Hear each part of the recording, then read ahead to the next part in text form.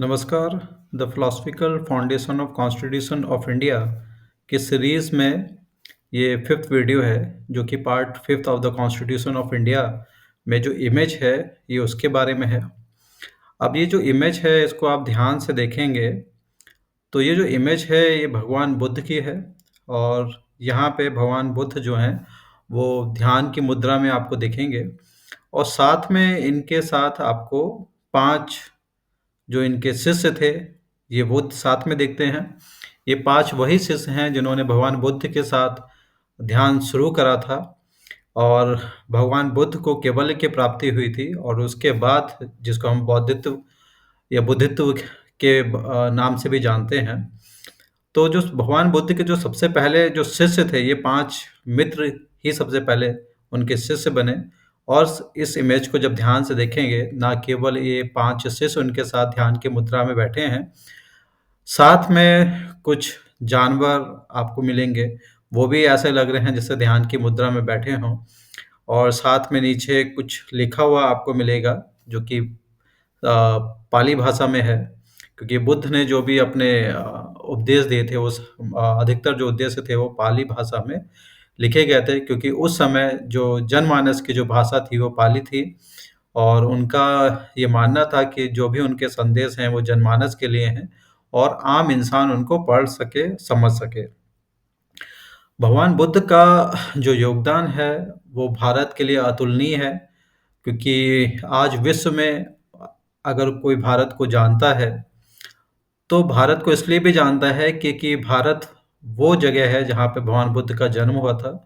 और इस वजह से पूरा जो विश्व है वो आदर की दृष्टि से भारत को देखता है।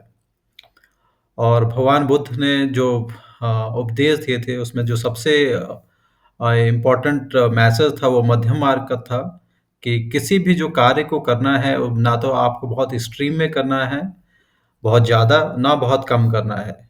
क्योंकि यही वो मध्यम मार्ग था जिस पे चलने के बाद भगवान बुद्ध ने काफ़ी सालों तक ध्यान करा, तपस्या करी, 6 सालों की लगातार तपस्या करी, और अपने आप को लगभग ख़त्म ही कर लिया था उस तपस्या में। फिर वो जब ध्यान में बैठे हुए थे, तो एक बार सुबह-सुबह कुछ युवतियाँ जा रही थीं, वो गाना गा रही थीं, और उस गाने को जब उन्होंने सुना, तो उस गाने के बोल से उनको पता पड़ा कि ना तो बहुत आपको आगे जाना है, ना बहुत पीछे रहना है। बहुत ना तो अति में जाना है, ना न्यून में जाना है। मध्यम मार्ग पे चलना है। वो बात भगवान बुद्ध को समझ में आई।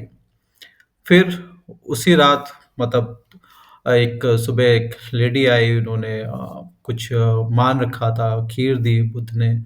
वो खीर खाई, उनको लगा कि जो यहाँ पे आसीन हैं, ये पीपल देवता हैं, और बड़े आदर के साथ उनको खीर खिलाई। वो बहुत कमज़ोर हो रखे थे, उन्होंने खीर को ग्रहण करा, फिर ध्यान दिया, और उसी रात जो है भगवान बुद्ध को बुद्धत्व की प्राप्ति हुई।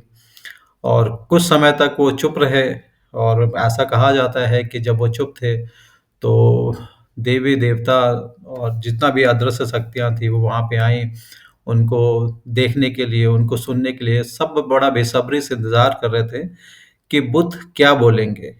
क्योंकि ऐसा हज़ारों साल में होता है कि कोई एक इंसान उस स्थान को प्राप्त करता है। जो बुद्ध है, बुद्धत्व है, एक उपाधि है, और जो भी इंसान अपनी मानसिक अवस्था की चरम पे पहुँचता है, उसको बुद्ध कहा जाता है।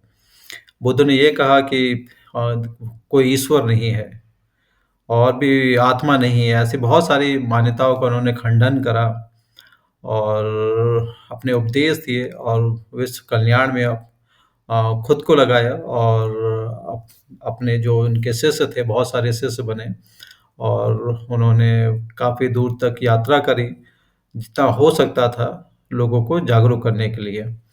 बौद्ध धर्म ना केवल भारतवर्ष में है, बल्कि हमारे पड़ोसी देश चाइना में है, थाईलैंड में है, और जापान में है, और यूरोप में है, अमेरिका में है।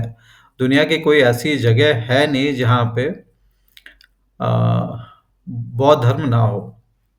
अब बुद्ध का जो योगदान है भारत में काफ़ी है। और भगवान बुद्ध ने, अगर कहें तो, आध्यात्मिक रूप से भारत को जोड़ा, जो कि पहले नहीं था। और भगवान बुद्ध की जो इमेज है इस संविधान में होने का सीधा-सीधा मतलब ये है कि जो भारत का संविधान है, वो एक धर्मनिरपेक्ष संविधान है, मगर ये नेगेटिव नेचर में नहीं है। जो भारत का संविधान है, सभी धर्मों को उचित स्थान देता है और उनको रिस्पेक्ट करता है और उनकी जो भी शिक्षाएँ हैं, जो मानव कल्याण के लिए हैं पब्लिक वेलफेयर के लिए हैं, उसको एक्सेप्ट करता है। तो जहाँ राम का वहाँ पे डिस्क्रिप्शन है, जैसे पहले हमने लेक्चर्स में देखा, कृष्ण का डिस्क्रिप्शन है, उसी सीरीज़ में भगवान बुद्ध हैं और आगे आपको और भी हैं, जैसे महावीर हैं और भी मिलेंगे, जिनका मैं बाद में डिटेल आपको दूँगा। तो इसका होना एक इत्तेफ़ाक नहीं है, बहुत सोच समझ के जो इमेजेस हैं, उनको चुना गया, बड़ा डिस्कशन के बाद, बड़ा डिबेट के बाद और हमें इस पे गर्व करना चाहिए कि हमारा संविधान इतना रिच है कि इसने लगभग सभी धर्मों को अपने में स्थान दिया और वो जो इमेजेस हैं, वो बहुत कहानियाँ अपने आप में दर्शाती हैं। तो आज के लिए बस इतना ही। आपकी क्या ओपिनियन है? और इसमें मैं आगे आपको बहुत ऐसे इमेजेस भी हैं जिसका कोई डिस्क्रिप्शन कहीं नहीं है, तो वो भी मैं आपको बताऊँगा और मुझे उम्मीद है आपको अच्छा लगेगा। तो आज के लिए बस इतना ही। Thank you so much.